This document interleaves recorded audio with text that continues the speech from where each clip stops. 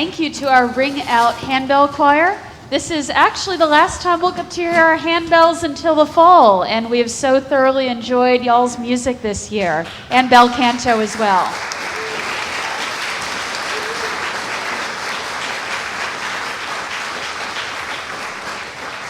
And if you have ever wanted to try out handbells yourself, in Tapestry this afternoon, or right after the worship service, you'll be able to try it out. There's a handbell class that Henry will be leading, so if you want to try it out, come on and join that one. So, good morning. Welcome to Cedar Lane Unitarian Universalist Church. Cedar Lane is a liberal religious community where we gather to explore the eternal, nurture community, and build a more just world. We are a place where love works. Whoever you are, whomever you love, wherever you are on your spiritual journey and whatever your life circumstance, you are most welcome here. And I especially welcome those who are joining our service virtually, whether you're streaming live with us right now or catching up with the service later. We are so glad that you joined us for worship. Now, if you're new to Cedar Lane, we have a gift for you, and you're here in the room. If you're new and here in the room, we have a gift for you. So would you raise your hand if you're new so that we can get that gift to you? Just something special to mark your visit with us. Thank you for choosing, everyone, thank you for choosing to join us for worship today. Now, I would like to call your attention to the news page in your order of celebration for more about what's happening at Cedar Lane right now. And I have a few things to highlight with a little help from Vanna. After worship today, our multi-generational, super awesome, fabulous educational program called Tapestry starts. It's right here on your order of celebration. Insert. Just check out the schedule of courses you can take following the service. They'll be starting at 11:30, and if you need a bite to eat in between, our Renena Kids team will be selling snacks in the lounge after the service. And next week, we're delighted to share that Katie Romano-Griffin, Cedar Lane's new assistant minister, will be joining us for worship next Sunday, and there will be a brunch before the service if you want to meet her. And also, whether you've caught them this year or whether you haven't and you've been wondering, the Spirit Experience, which has been our multicultural, multi-age worship services that Reverend Abhi has been leading, we've had, 6 of them so far this year? So we have a 7th one, and it just happens to be at 10 a.m. next Sunday morning right here in our sanctuary, because we really want you all to be able to have a little bit of that experience. So you can be here for that too. And then last, Jackie, we're delighted to be sharing our offering plate this morning with Shepherd's Table. And their executive director, Jackie Coyle, is here to share a little bit with us about their work.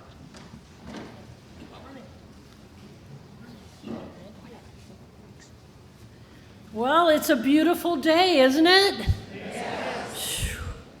Every day I walk into Shepherd's Table, they're the first words out of my mouth. It's a beautiful day. Shepherd's Table's been in our community for 34 years, and this congregation has been a long supporter by providing food. And recently in January, you started providing lunch for us on the 3rd Wednesday. So I thank you for all of your support that you've given. When I looked at what June was about and what the sermon was about today, about moving into joy, I said, well, that's what we do at Shepherd's Table. We do move from brokenness and loss into joy. There are people who come to us without homes. There's a loss of family, a loss of passion, a loss of hope. And what we do is bring people together in a family, in this human family that we're all a part of, and we say we love you, we care for you, we will support you in your journey to a home, in your journey to healing, in your journey to health. And I wanted to just share a couple stories with you. Number one, we moved to a new building in December. And when we did that, we were able to move into providing 19 meals a week instead of 9. And we are presently serving 320 meals every day. So God has been just so given us such a blessing to provide for those who are really hungry in our community. So a couple stories. We have an eye clinic, the county's only free eye clinic. Last week, one of our staff observed the gentleman who picked up his eyeglasses. He put them on in the hallway and he says, "Oh my God, I can see." Now imagine that. You've been through much of your life without being able to see, and he could see, and his joy was abundant. We had another lady recently who we observed out in her car in the parking lot for a long time. We went out and talked with her, and we said, "Here's what we offer. Would you please come in?" So she came in, she started with our meals, talked with our social service office, began to get services from us, from Interfaith Works, and she said to us, she said, "You know what? I'm still broken. But you know what? You folks are an angel in my life. You have given me hope." And the last one is a gentleman who comes for meals pretty regularly now. And when he first came, he said, "I cannot believe that you feed us, those who are hungry, us, such good food." He said, "Why would you do that for us?" And we said, "Because we are all in one family together, and we want the food that we prepare for you to be good, healthy food that you really enjoy." So I thank you in advance for what you will give today and for all that you have done for us. Thank you. Thanks, Jackie. Thank you.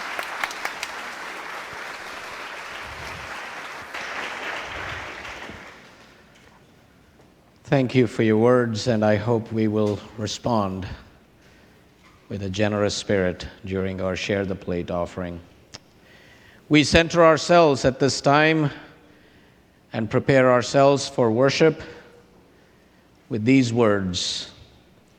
We come in a variety of colors, shapes, and sizes. Some of us grow in bunches. Some of us grow alone. Some of us are cupped inward. And some of us spread ourselves out wide.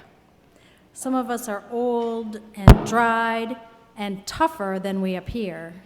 Some of us are still in bud. Some of us grow low to the ground.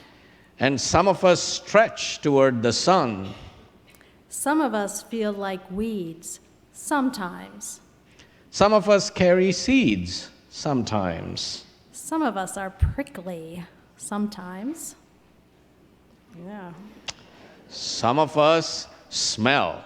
And all of us are beautiful. What a bouquet of people we are. Please rise in body and or in spirit to sing Mother Spirit, Father Spirit.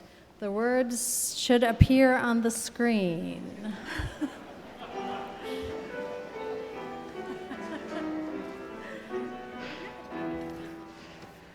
Mother Spirit, Father Spirit, where are you? In the sky, song in the forest sounds your cry. What to give you, what to call you, what am I? Many drops are in the ocean, deep and wide. Sun bounces off the ripples to the sky. What to give you, what to call you, who am I? I am empty, time flies from me, what is time?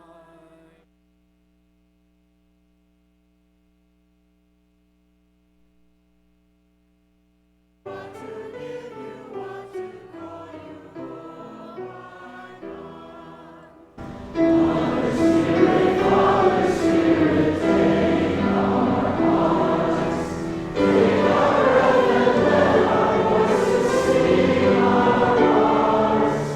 Take our hands and let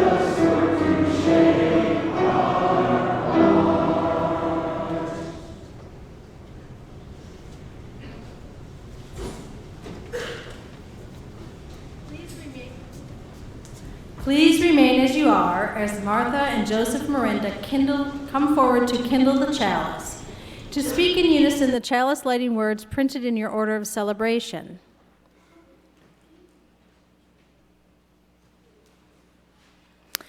We kindle the chalice to remind us of the light that brightens all of our lives. We gather many different flowers to remind us of the unique contribution each person makes to our shared faith.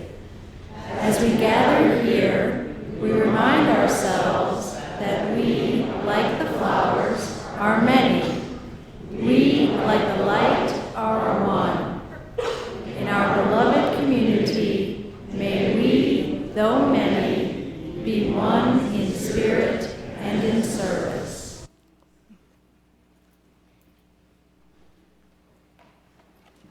Please be seated.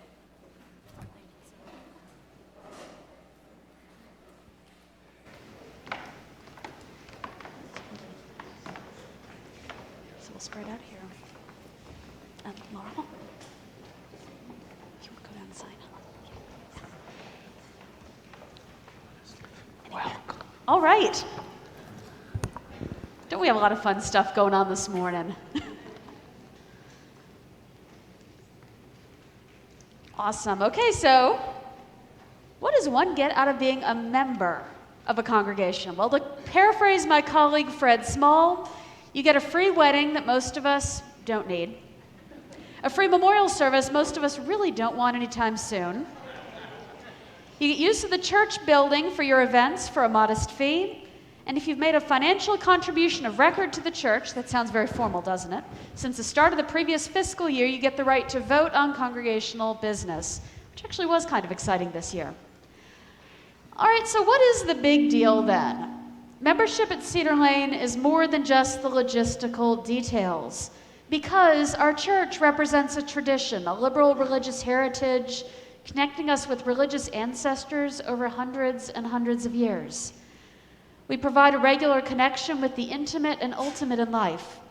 We find support for our spiritual and intellectual growth.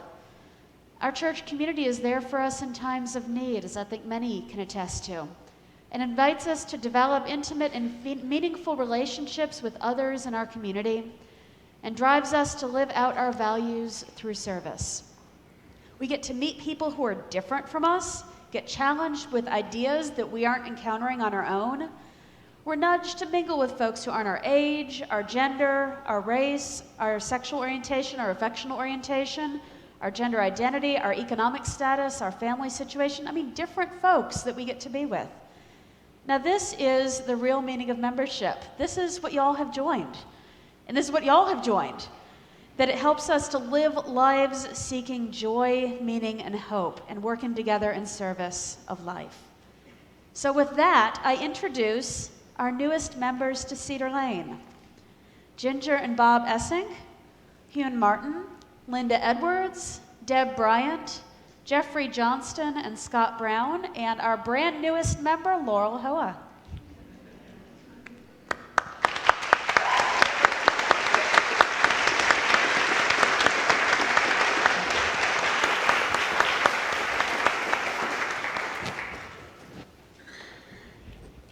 Good morning. I'm Vicki Strella. I'm from the membership ministry team. And as some of you know, as part of the new member orientation process here, we ask people to answer 3 questions that we pose.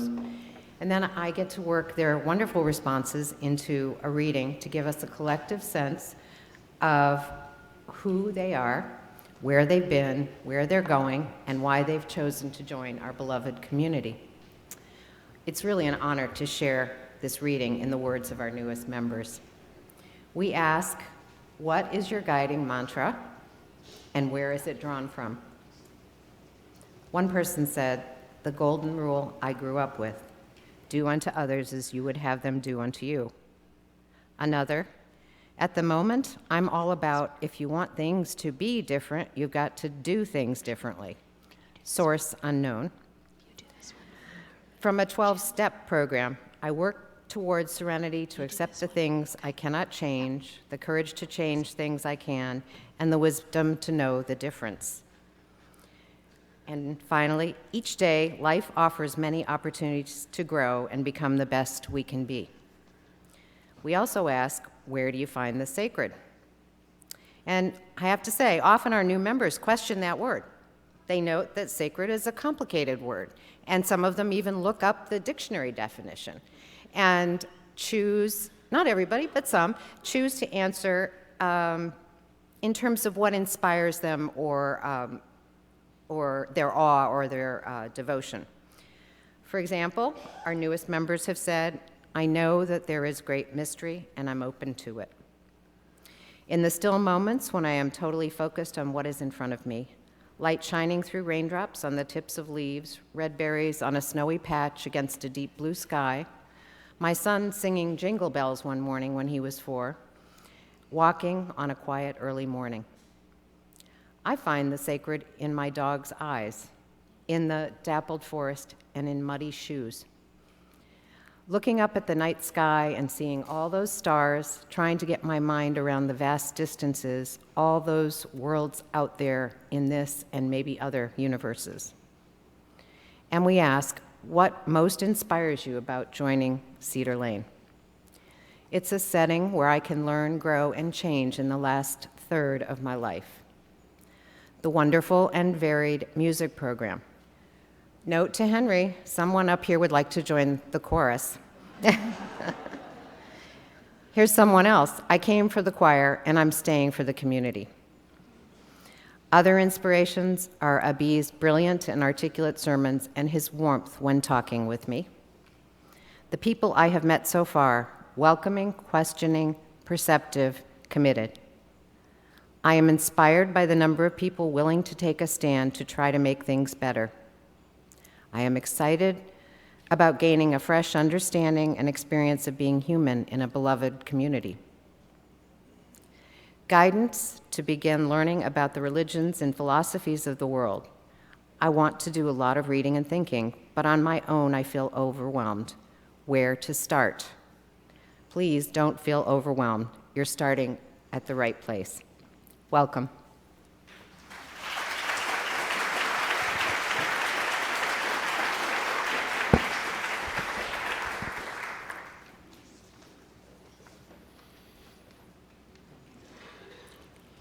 I now invite the new members to read the new member affirmation. In unison. As new members, we accept the responsibilities and freedoms associated with membership in a Unitarian Universalist congregation, to pledge to support this religious community with our time, gifts, and substance, and to join the members of Cedar Lane Unitarian Universalist Church in a common quest for religious and spiritual understanding and for the common purpose of leading reverent and compassionate lives.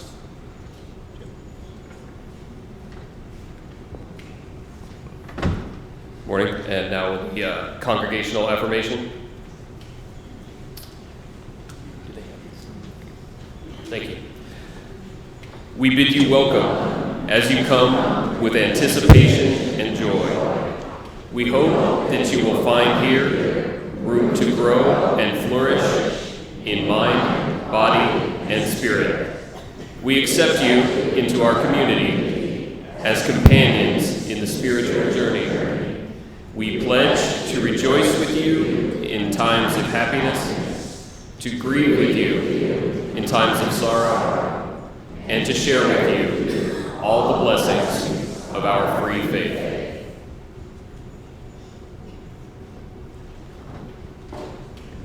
And now I invite us to speak in unison these words from our Unitarian forebear, Theodore Parker. Be ours religion, where sunshine grows everywhere. Its temple, all space. Its shrine, the good heart. Its creed, all truth.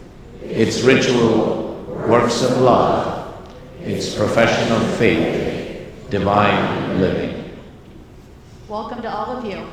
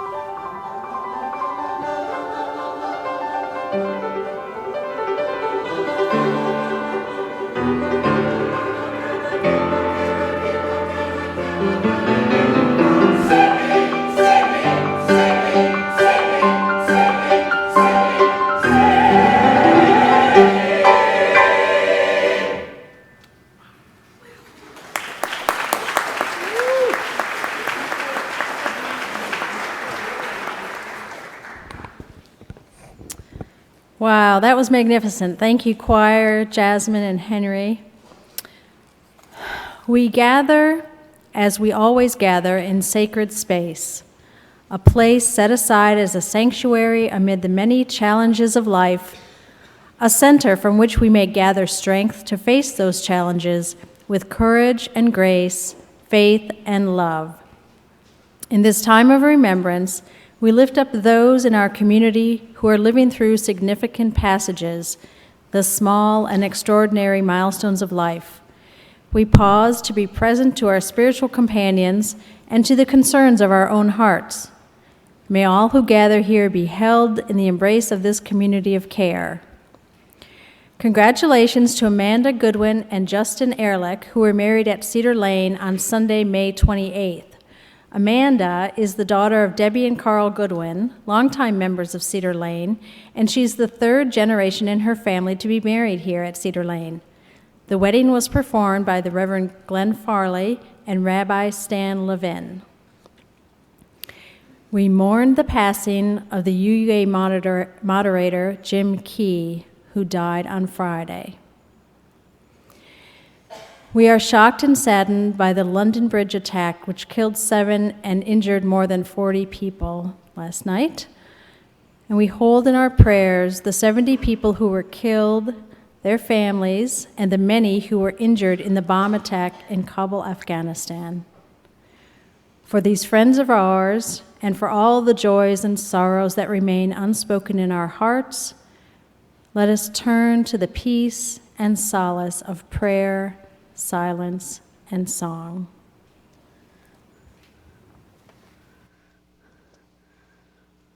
For our time of prayer this morning, I share this blessing written by Walt Franklin. I invite you to join with me now in the spirit of prayer. Only the winds of spring can open the anemone, windflower, mayflower, nimbleweed, the wind god's name in spring. 5 white petals, 3-part leaves. The ancients picked them, chanting prayers. Help us to protect these waters, these wild lands you open to instill in us. The powers to contain the ooze of minds, the excrement of need. Protect these aquifers and springs of highland rock, the breaths of the winds we blossom by. During our time of silence this morning, if you're experiencing a loss or commemorating the anniversary of a loss, you're invited to stand in mourning and memory until our music begins.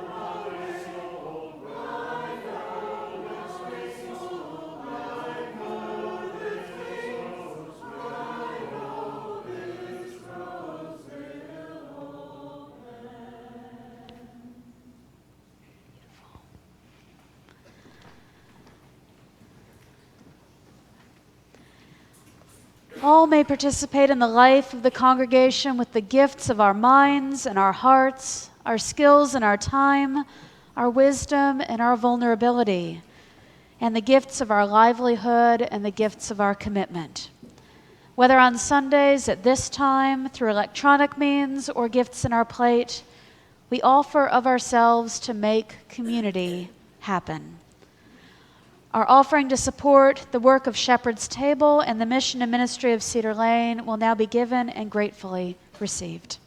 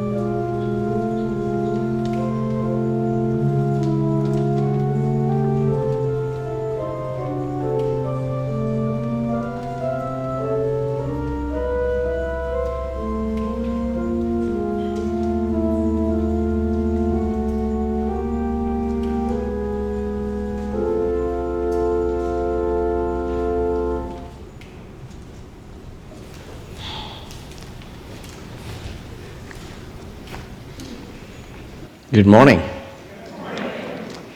It's wonderful to see you all on this beautiful, beautiful day as we come together to celebrate Flower Communion. So a couple of months ago, when the Soul Matters planning team decided to change this month's topic from zest, which sounds like a drink, to joy, I thought we would all be ready to get a break from the national drama, the national circus that we've all been treated to these past few months, and get ready for some joy. But sadly, we see that that drama continues relentlessly. Last Thursday, as we all saw, President Trump announced that he was pulling the United States out of the Paris Climate Accord. Yes. And of course, in that Rose Garden ceremony, he made some false claims about how the non-binding accord treated the U.S. unfairly and how it would hurt the economy by hurting and harming U.S. industries, leading to millions and millions of jobs being lost, while totally ignoring the fact that each of the nations that signed the agreement agreed to lower emissions based on plans they had submitted, plans that were not legally binding. Now, on his trip to Europe the week before, Trump also touted his strong record on the environment, saying to some European leaders that he has received many, many awards for being an environmentalist. Now, if that were true, my friends, I am an astronaut who has been spending the last 6 months on the International Space Station while ministering to you with my astral body like like Dr. Strange did. Because there has not been a day since the inauguration when values that we as Unitarian Universalists cherish, issues that we are deeply concerned about, rights that we have struggled for and fought for, have not been under threat or attack. And it is only going to continue. Now, we Unitarian Universalists, at least in my experience, do not seem to have much experience in sustaining our efforts, or indeed in sustaining our spirits, when such challenge is constant and the need for response is unrelenting. At least this is how I have experienced our faith in the 2 decades that I've been involved with it. So perhaps it is not as inappropriate as it may seem for us to be focusing on some joy. Or, if we cannot get to joy, at least to look for satisfaction enough to sustain us through what promises to be a long period when we may well have to be satisfied with damage control rather than an expanding realization and affirmation of the beloved community of all souls. And let's acknowledge that joy is a good and necessary topic for Unitarian Universalists. Because you see, we tend to be a rather serious and at times earnest lot. Which actually, there is some truth to that old saw that Unitarian Universalists are God's frozen people. Now, the poet William Butler Yeats described one of his contemporaries in a way that may remind us of us. Being Irish, he had an abiding sense of tragedy which sustained him through temporary periods of joy.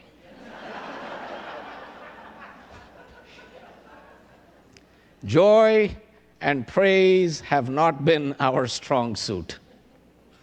So today, I want to make a case for joy as a fundamental human birthright, an ontological condition of humanity, a holy state to be embodied and experienced during the brief interval between birth and death called life. Joy is the Alpha and Omega of existence, as verified by the Chandogya Upanishad, which says, "That which is whole is joy." There is no joy in fractioned existence, only the whole is joy, but one must desire to understand the whole. One must desire to understand, to know, to experience the whole, the holy. Even though the whole is not always all goodness and warmth and fuzziness and light. One must desire to know the whole, including the evil and the anger that can seem to dominate. Because it is the whole that is holy ground. It is the ground of our being, all of it. Let us remember our Universalist religious ancestors who tried to live their lives as if God's love was boundless and available to all, no exceptions. But what truly constitutes joy remains one of life's persistent and pesky questions. Because it is not easy to maintain an attitude of joy amidst an overwhelmingly unhappy world. Political uncertainty, economic obstacles, overscheduled lives, and the drive to be successful all tend to block our ability to live joyous lives, notwithstanding the reality that sometimes it is hard to be joyous when life has dealt cruel blows. But it is especially important in these situations, more than any other time, to find a way to reconnect to a sense of joy, even when we are least inclined to do so. So what is joy? Is it pleasure? Happiness? What's the difference? And how can one get to joy even when life hits us hard? Well, for starters, pleasure is a sensation that makes us feel good. There is pleasure in the contemplation of the object one desires. There is pleasure in tasting. We had a wonderful meal at an Afghan restaurant on Thursday. It was pleasurable. There is pleasure. I digress. I just got stuck there for a moment. Okay. There is pleasure in touching, seeing, hearing the object, like the wonderful music we experience. There is pleasure in the remembrance of the object enjoyed. Pleasure, therefore, has to do with the enjoyment through the senses. Experiencing pleasure, not too much in excess, can lead to happiness, at least in the short term, as long as it doesn't become routine or expected. Savoring those moments can also lead to happiness, even joy. But happiness has to do with how we feel about ourselves. It assumes that we accept and are at peace with ourselves as we are, where we are, who we are. It is connected with the feeling of at-homeness, the sense of being connected to a loving, caring community and a safe, nurturing environment. It may also involve some self-expression, the exercise of our creative impulse. A group of us from Cedar Lane joined our River Road siblings on Friday night to attend the iftar dinner at the Montgomery County Muslim Center in Silver Spring.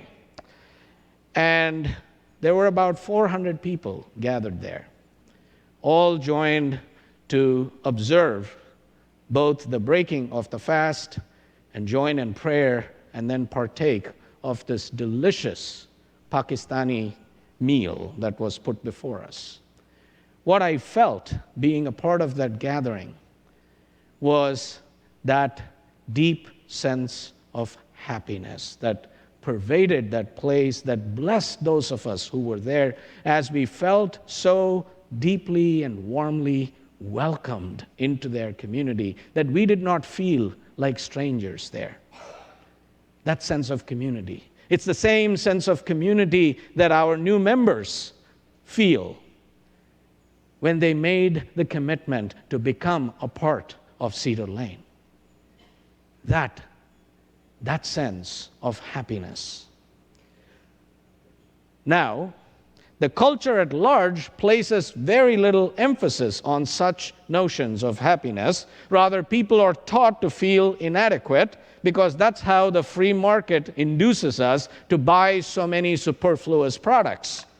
Worst of all, we are conditioned, co-opted, to believe that overstimulation and instant gratification are consistent with and conducive to happiness.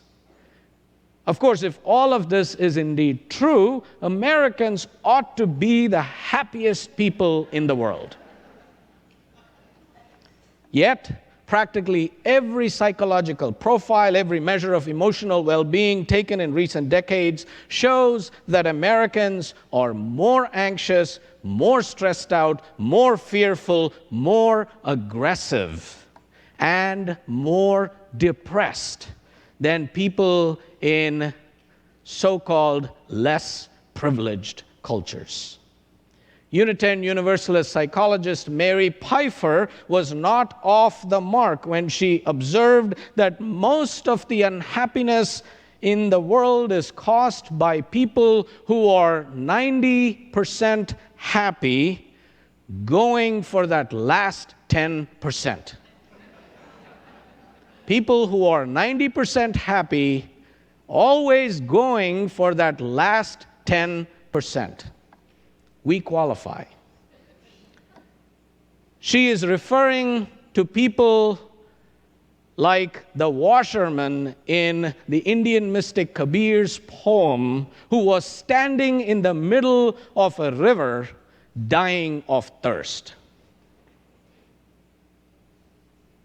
The Dalai Lama has said that the ultimate function of religion is to give human beings the tools they need to be not superficially, but deeply happy. Deeply happy. Now, joy is being deeply happy. It is not necessarily triggered by external stimuli and perhaps less outwardly expressive like the way in which happiness is often displayed. I would also contend that joy often has a religious quality to it, because it involves the elevation of one's spirit. It is a way of being in the world.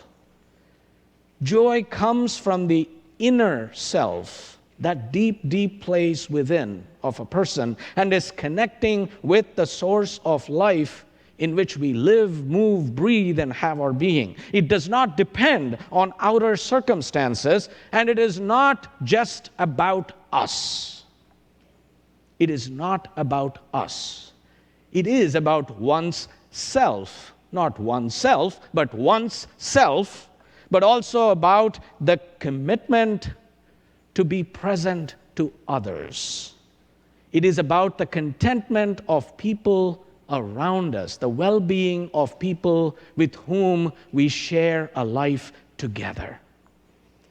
So joy has to do with seeing how big, how completely unobstructed, how interconnected and precious things are, even in the midst of pain and horror, terror and tragedy, grief and sorrow.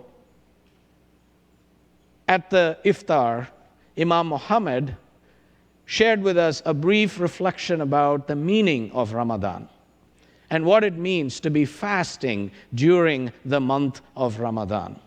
And he pointed out to the essential truth that fasting, Saum, tries to teach Muslims, which is to recognize both the many blessings that they have, that they are able to break the fast at the end of the day with a delicious feast, but also be reminded, acutely reminded through the pangs of hunger and thirst that comes with abstaining from food for 16 hours during the day, as well as water, how many people there are in the world who do not have access to drinking water or even one meal during the day.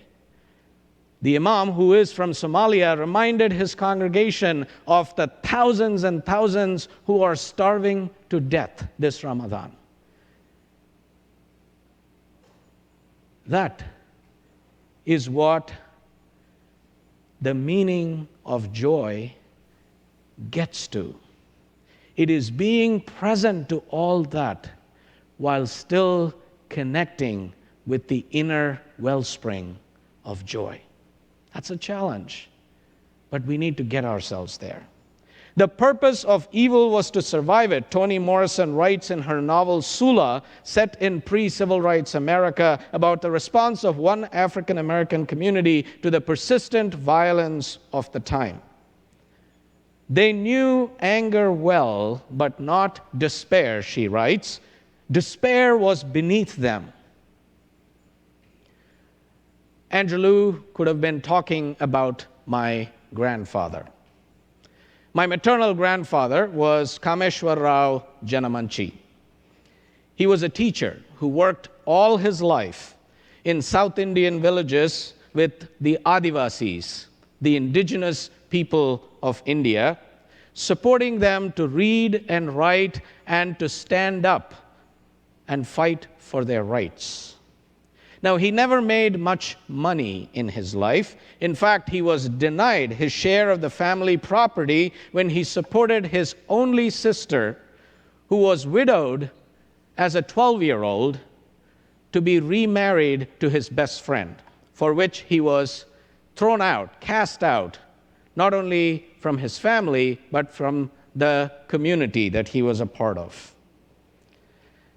In his lifetime, my grandfather lost 4 of his 7 adult children, 2 to suicide. But he was one of those people who exuded joy in every pore of his being. Not that he wouldn't get upset. Oh, he could display holy anger. I would be embarrassed to the point of wanting the ground to open up so I would be swallowed whole as a teenager when he and I would be traveling on Indian trains and he would encounter corruption from some of the train ticket collectors who would proceed to take a bribe in order to give people a better seat. And he would just pitch a huge fit in the middle of the compartment for everyone to see and witness. And I would kind of move away from him because I didn't want to be related to this man.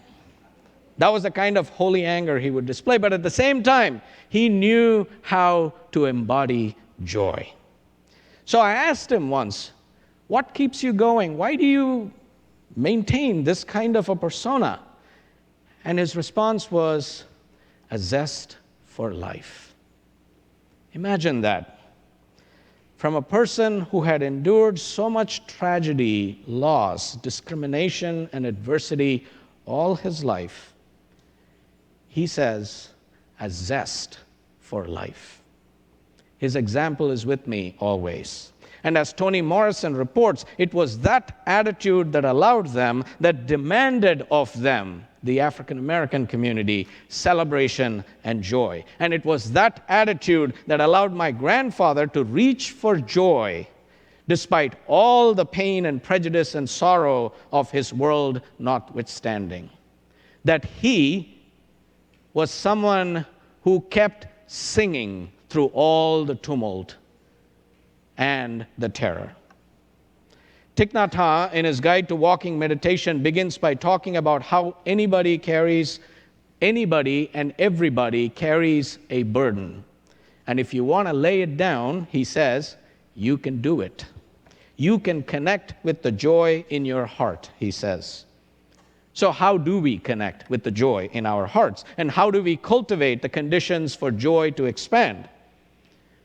Thich Nhat Hanh says we train in staying present, in being steadfast with our bodies, our emotions, our thoughts. So we stay within our own little plot of earth and start plowing with patience, even though it is full of rocks and the soil is dry. We let the process evolve naturally. Now, at the beginning, we may notice that joy is just a feeling that our situation is indeed manageable. We stop running around looking for a more suitable plot to be. Now, this doesn't mean that there are suddenly flowers blooming where there were only rocks before. It means we have the confidence that something will grow there eventually. So the joy comes from not giving up on ourselves, from mindfully sticking with ourselves and beginning to experience our great warrior spirit. And the key is to be here now, fully connected with the moment, paying attention to the details of ordinary life. Everything we see, hear, taste, and smell has the power to uplift us, and we can do this even in the most difficult moments, Thich Nhat Hanh reminds us. We also provide the conditions for joy to expand by practicing sharing the heart, a meditative practice, a simple practice that can be used at any time and in every situation. The essence of this practice is that when we encounter pain in our lives, we learn to breathe into our heart with the recognition that others also feel this. It's a way of acknowledging when we are shutting down and of training ourselves to open up. When we encounter any tenderness or pleasure in our lives, we breathe into our hearts and we cherish that and rejoice, and we make the wish that others could also experience this joy. In a nutshell, when life is pleasant, think of others. When life is crap, think of others. This, he says, enlarges our view and helps us remember our interconnection with other beings. It also enhances our ability to rejoice. So, my friends, this is your homework for the week. I invite you to go through this week asking yourselves, what gives you joy? Not what makes you ornery or curmudgeonly, but what gives you joy. I invite you to go about the whole week reflecting on this, and also trying to practice the sharing the heart practice. And I invite you to come back, to return next week, being prepared to share some of that with your fellow religionists during worship. So that's my charge to you. And I want to conclude now with a story that the Reverend Tom Owen Toole tells about how the Christian scriptures were translated from English into the Inuit language. Apparently, problems arose for the translators when they encountered certain English words for which there were no corresponding words in the Inuit language. For example, there is a passage in the book of John that tells that the disciples were filled with joy upon meeting Jesus. But since there was no word for joy in the Inuit language, the translators had to find another way to express the same meaning. They discovered that one of the most joyful times for an Inuit family is when the sled dogs are fed in the evening. The dogs come barking and yelping, bounding about and wagging their tails furiously, while the children squeal with delight and the neighbors join in the communion as well. Consequently, the translators used that particular event to help convey the meaning of the aforementioned biblical text. And as a result, when the passage was translated back into English, it read, "When the disciples saw Jesus, they wagged their tails."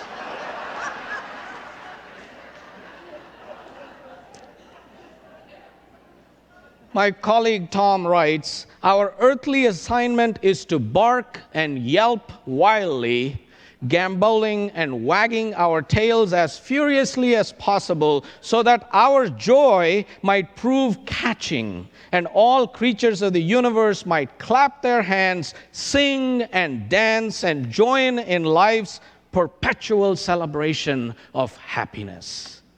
And to that I say, Amen.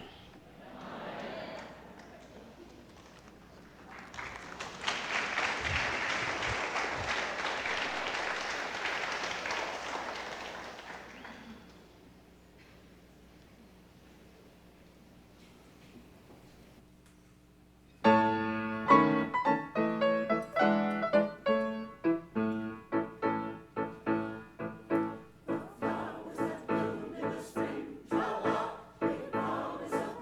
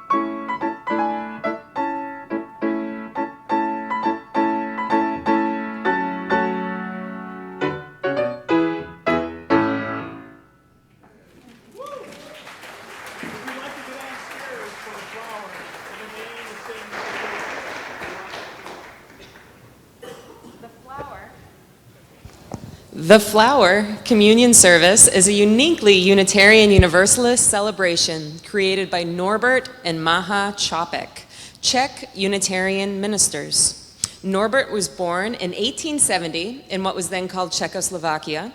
He became a reporter during the First World War, and then he came to the US, where he served in the Army intelligence during the war. Norbert met and married Maha in New York, and they became Unitarians. They returned to Prague in 1921 and founded a Unitarian church with the help of the American Unitarian Association. Maha was ordained in 1928. Now, the Prague church services consisted of lectures and some music. And the Capeks felt that the lectures alone were dry and boring. They saw the need for some ceremony, which would bring people closer together and make them feel like a religious community. And so they created the Flower Communion. For this service, everyone was asked to bring a flower to church. And during the service, the congregants would place their flower inside a large vase. Toward the end of the service, each person took a different flower from the vase.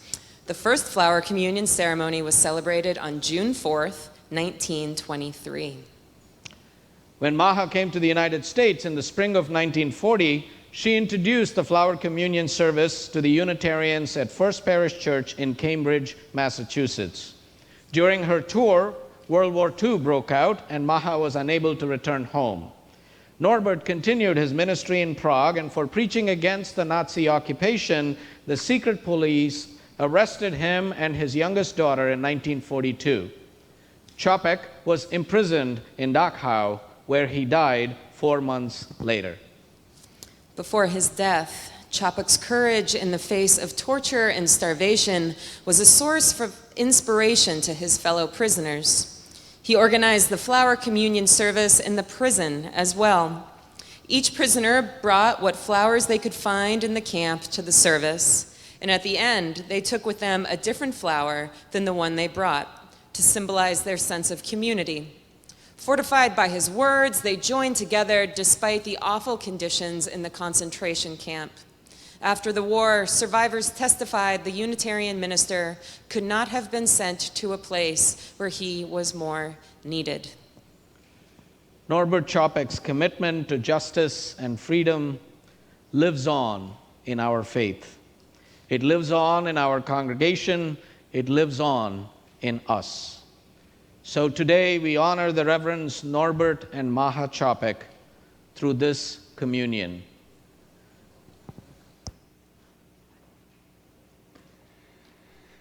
So now I share a blessing from Norbert Capek to start our time. All human beings are created in the name of joy and happiness, but thousands of troubles surround us, tormenting us with sadness. If a person cannot see the beauty in the world around them, then troubles and sadness tie them down. The beauty of the clouds floating in the sky, the beauty of the spring rain, the beauty of flowers, the beauty of friendship and of love. Many people see that beauty. May true humanity spread out in human hearts. May we all get our daily bread. May people forgive each other for their trespasses and not bring each other into temptation through hatred. May peace spread out across the earth. Amen. And it is now time to share in our Flower Communion. I ask that you each in turn come and approach one of the flower baskets. We'll have baskets held at the sides and then two here at the center aisle, and we're going to invite you each, row by row, starting at the front, to come and choose a flower quietly and reverently. And I ask that you be awake and present to these flowers before you, to know that these flowers are like all of us, unique, mortal, and beautiful. Let these flowers remind us that despite our differentness and differences, we are one with all that is.